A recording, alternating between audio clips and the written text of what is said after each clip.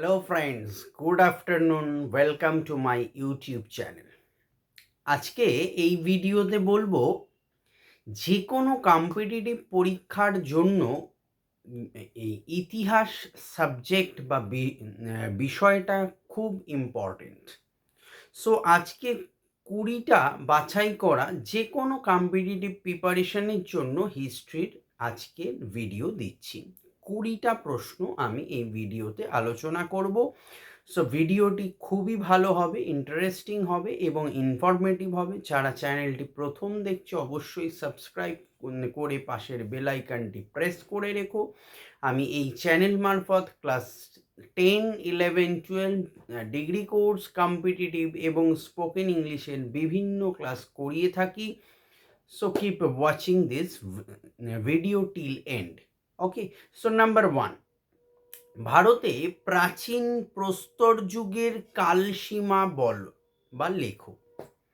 যীশুখ্রিস্টের জন্মের 5 লক্ষ বছর আগের প্রাগৈতিহাসিক যুগে ভারতে প্রাচীন প্রস্তর যুগের সূচনা হয় এবং আনুমানিক 8000 খ্রিস্টপূর্বাব্দে এই প্রাচীন প্রস্তর যুগের সমাপ্তি ঘটে।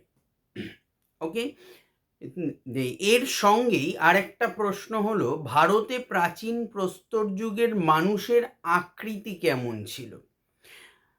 প্রাচীন প্রস্তর যুগের মানুষের আকৃতি হলো খর্বাকায় এবং ঘোর কৃষ্ণবর্ণ। নাম্বার 2, কোন সময় থেকে কোন সময় পর্যন্ত ভারতে মধ্যপ্রস্তর যুগ স্থায়ী হয় এবং এই যুগের মানুষের অর্থাৎ মধ্যপ্রস্তর যুগের মানুষের প্রধান জীবিকা কী ছিল? আনসার, আনুমানিক 8000 খ্রিস্টপূর্বাব্দ থেকে 4000 খ্রিস্টপূর্বাব্দ পর্যন্ত ভারতে মধ্যপ্রস্তর যুগ স্থায়ী হয় এবং মধ্যপ্রস্তর যুগের প্রথম দিকে মানুষের জীবিকা ছিল পশু শিকার। কোয়েশ্চেন নাম্বার 3, কে কবে মেহেরগড় সভ্যতা আবিষ্কার করেন? আনসার, ফরাসি প্রত্নতত্ত্ববিদ জেন ফ্রাঁসোয়া জারেজ 1979 ইয়ার্স মেহেরগড় সভ্যতা আবিষ্কার করেন। কোয়েশ্চেন নাম্বার 4, মেহেরগড় সভ্যতা কোথায় অবস্থিত? আনুমানিক কত খ্রিস্টপূর্বাব্দে এটি গড়ে উঠেছিল?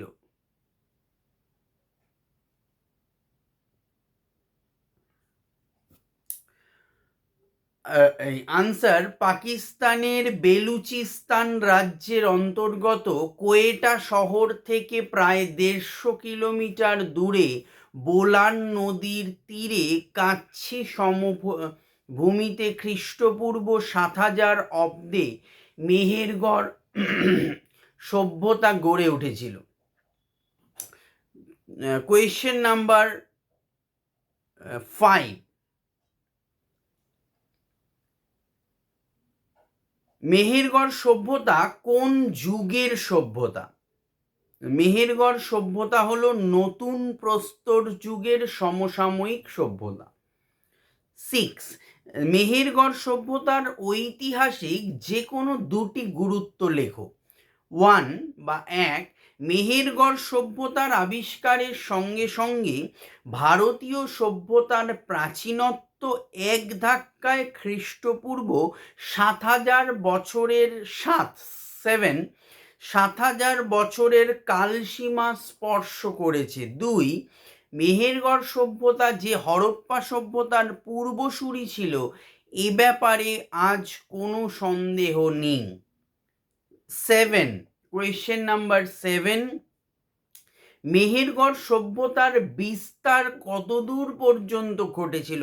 এবারে মাঝে বলে রাখি, এই যে ইন ডিটেল বলছি কোয়েশ্চেন আনসারগুলো, এই আনসারগুলো কিন্তু তোমরা লিখে রাখতে পারো। তাতে হবে কি, এখান থেকে ছোট ছোট কোয়েশ্চেন আকারেও তোমরা এমসিকিউ বেসড তোমরা পেতে পারো প্রিলিমিনারির জন্য। আর WBCS এ তো হিস্ট্রি বেসড প্রচুর কোয়েশ্চেন সেট থাকে, এবং এনি আদার কম্পিটিটিভে আমি দেখছি প্রচুর হিস্ট্রি বেসড কোয়েশ্চেন থাকে। তাই জন্যই আমি ইতিহাসের ওপর আজকের ভিডিওটা বানালাম। সো কোয়েশ্চেন নাম্বার 7, মেহেরগড় সভ্যতার বিস্তার কতদূর পর্যন্ত হয়েছিল? আনসার, বেলুচিস্তানের জোব নদী থেকে বর্গের জয়কার জোব নদী থেকে পশ্চিম ভারতের সিন্ধু নদ পর্যন্ত বিশাল অঞ্চল জুড়ে মেহেরগড় সভ্যতার বিস্তার। আরো ভেঙে বলছি, তাহলে আরো বুঝতে সুবিধা হবে। এই সভ্যতার পূর্ব দিকে হিমালয় পর্বত ও থর মরুভূমি, পশ্চিমে ইরাক, ইরান ও আরবের মরুভূমি, উত্তরে হিন্দুকুশ, কারাকোরাম, ককেসাস, এলবুর্জ প্রভৃতি পর্বতমালা, এবং দক্ষিণে মহেঞ্জোদারো ও কর্কটক্রান্তি রেখার মধ্যবর্তী অঞ্চলগুলি অবস্থিত ছিল। 8, কোয়েশ্চেন নাম্বার 8, হরপ্পা সভ্যতার স্নানাগার ও শস্য ভাণ্ডারের নিদর্শন কোথায় পাওয়া গেছে? আনসার, হরপ্পা সভ্যতার মহেঞ্জোদারোতে একটি বিশাল স্নানাগার ও হরপ্পায় একটি বৃহদাকার শস্য ভাণ্ডারের নিদর্শন পাওয়া গেছে। 9, দ্বিতীয় নগরায়ন বলতে কি বোঝো? উত্তর, হরপ্পা সভ্যতার নগরগুলি ধ্বংসের প্রায় 1000 বছর পরে বৈদিক যুগের শেষে মধ্য গাঙ্গেয় অঞ্চলে নগরের পুনর্বিভাব ঘটে। প্রাচীন ভারত ইতিহাসের এই ঘটনা দ্বিতীয় নগরায়ন নামে পরিচিত। দ্বিতীয় পর্যায়ের এই সব নগরগুলির মধ্যে হস্তিনাপুর, কোশল, কৌশাম্বী, অহিচ্ছত্র, বিদর্ভ প্রভৃতি নগরগুলি ছিল উল্লেখযোগ্য। কোয়েশ্চেন নাম্বার 10, হরপ্পা কোথায় এবং কোন নদীর তীরে অবস্থিত? আনসার, হরপ্পা পশ্চিম পাঞ্জাবের মন্টগোমারি জেলায় সিন্ধু নদের তীরে অবস্থিত। বর্তমানে এই অঞ্চলটি পাকিস্তানের অন্তর্গত। 11, কোয়েশ্চেন, হরপ্পা সভ্যতায় নগর পরিকল্পনার দুটি বৈশিষ্ট্য উল্লেখ করো। দেখো, যে কোনো আমরাও যখন পড়াশোনা করেছিলাম, আমি ক্লাস 9-10-এ, অর্থাৎ আমি পাস আউট হয়েছি মাধ্যমিক 2006-এ, তো সেই সময় আমাদের পড়ার প্যাটার্নটা অন্য ছিল, MCQ ছিল না। আমাদের 10 মার্কসের কোয়েশ্চেন লিখতে হতো, 11-12-এ 16 মার্কসের লিখতে হতো। আমি যেহেতু আর্টস ক্যান্ডিডেট ছিলাম হিস্ট্রিতে, সো সেই জন্য কি মনে পড়লো কেন এটা প্রসঙ্গটা, এই যে হরপ্পা সভ্যতার নগর পরিকল্পনা ক্লাস 9-10 আমি একসাথে দিয়েছি মাধ্যমিক। তো ক্লাস 9-10-এর একটা কমন কোয়েশ্চেন, মানে আসবেই প্রশ্নটা। হ্যাঁ, আমাদের স্যার ম্যামরা বলে দিতেন ক্লাসে যে এই প্রশ্নটা তোদের আসবেই, এটা ভালো করে মুখস্থ কর, দেখ পেয়ে যেতেই পারিস। হ্যাঁ, 90% চান্স। তো এই প্রশ্নটা কম বেশি আমরা সবাই পড়ি বা পড়েছি। তো তার বলছে সেই নগর পরিকল্পনার মূল দুটি বৈশিষ্ট্য। 1, হরপ্পা সভ্যতার প্রত্যেকটি নগর দুর্গ দ্বারা পরিবেষ্টিত ছিল, অর্থাৎ দুর্গ দ্বারা ঘেরা ছিল। 1, 2, এই সভ্যতার নগরগুলিতে বাড়ির ভেতর থেকে জল নিকাশের জন্য নর্দমা থাকতো। হরপ্পা সভ্যতা, সিন্ধু সভ্যতা, আমি সব জায়গায় বলি, সব ক্লাসেও বলি যে এত উন্নত ব্যবস্থা ছিল যা সেই সময়ে দাঁড়িয়ে ভাবা যায় না, অবিশ্বাস্য। ওকে, সো নর্দমা থাকতো যা সদর রাস্তার প্রধান নর্দমার সঙ্গে যুক্ত থাকতো। এই হচ্ছে দুটো বৈশিষ্ট্য উল্লেখযোগ্য। কোয়েশ্চেন নাম্বার 12, হরপ্পা সভ্যতার যুগে প্রধান প্রধান শিল্প কি ছিল? হরপ্পা সভ্যতার যুগে মূলত তামা, ব্রোঞ্জ ও পাথরের শিল্পকর্ম হতো। এই সময় কুঠার, বর্ষা এবং সোনা ও রূপোর নানান শৌখিন অলংকার নির্মিত হতো। 13 কোয়েশ্চেন, সিন্ধু সভ্যতায় মৃতদেহকে কিভাবে সৎকার করা হতো? সিন্ধু সভ্যতায় আনসার বলছি, সিন্ধু সভ্যতায় সাধারণত মৃতদেহকে সমাধিস্থ করা হতো, অর্থাৎ মাটি চাপা সমাধিস্থ করা হতো। তবে কখনো কখনো মৃতদেহকে দাহ করা হলেও মৃতের দেহাস্থি মাটির পাত্রে পুঁতে রাখা হতো।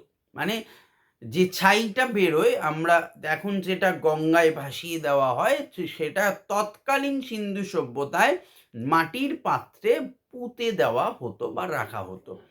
14 হরপ্পা সভ্যতাকে প্রাগৈতিহাসিক এবং কৃষি নগর ভিত্তিক বলা হয় কেন? আনসার দুটোই বলবো। প্রথমে প্রাগৈতিহাসিক বলে দিই।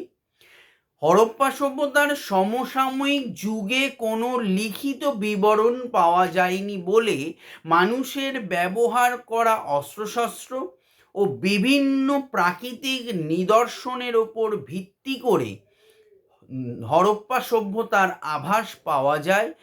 এই জন্য হরপ্পা সভ্যতা যুগকে প্রাগৈতিহাসিক যুগ বলে। দেন কোয়েশ্চেন ছিল যে কৃষি ও নগর ভিত্তিক হরপ্পা সভ্যতাকে বলা হয় কেন? আনসার, অতি উন্নত হরপ্পা সভ্যতা এক অতি উন্নত নগর কেন্দ্রিক সভ্যতা হলেও এই সভ্যতার মূল ভিত্তি ছিল কৃষি ও পশুপালন। এই জন্য হরপ্পা সভ্যতাকে কৃষি ও নগর কেন্দ্রিক সভ্যতা বলা হয়। যদি কিছু প্রবলেম থাকে বুঝতে, আমাকে কমেন্ট বক্সে কমেন্ট করতে পারো।